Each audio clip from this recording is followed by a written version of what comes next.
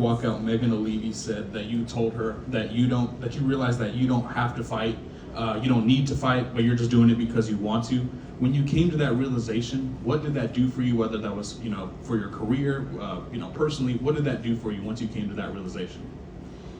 It just took all the unnecessary pressure off. The things where you don't enjoy about the sport, I now enjoy. There's nothing that I don't enjoy. Even the weight cut, as crazy as that sounds, I mean, it's not the funnest process in the world, but it's all part of the process. And I know someday when all this is said and done, I'll look back on all of it with a fondness. So I think I'm really just trying to carry myself through that now, being present now and getting everything out of every moment, maximizing all that life has to offer, and the fights being a part of that. Such a big part of my journey in life.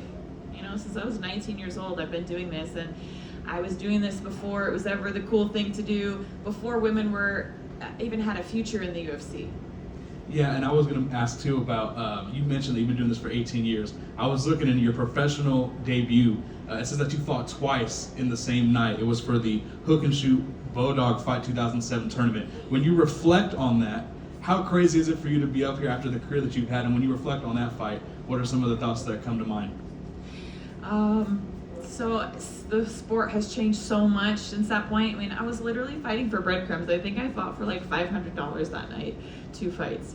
And that was what we were getting paid. And now I get to fight in the UFC on the biggest stage next to my amazing male counterparts and female counterparts. And it's just so cool. This journey has been, it's been amazing. It almost makes me want to get emotional because I can't believe where I started and where I'm at, and I'm genuinely so proud of myself for not quitting on myself. There was a lot of talk and there was self-doubt, and there were things that crept in when, I lost that really close fight to Ketlin Vieira, and then I was like, okay, maybe the answer's at 125, and the UFC was kind of suggesting and pushing for that. Yes, ma'am. You want to try talking? Okay, you let me finish this, and then I'll let you. Sure, I heard you. You really want to try that, right?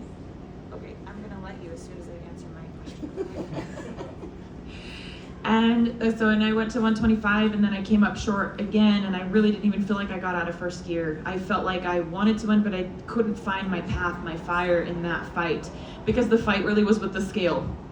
And I feel like I spent all my energy on that. Not to mention, I think I did mention this earlier this week, that Celebrity Big Brother was in part of that camp, and that took a big mental toll. So all being said, it was a great lesson learned, but hitting a low point in my career really motivated me to get back, because I know I was so much better than what I showed in those fights. And tonight, I think, really was the best version of me, mentally, emotionally, physically. Everything was working synergistically and in harmony.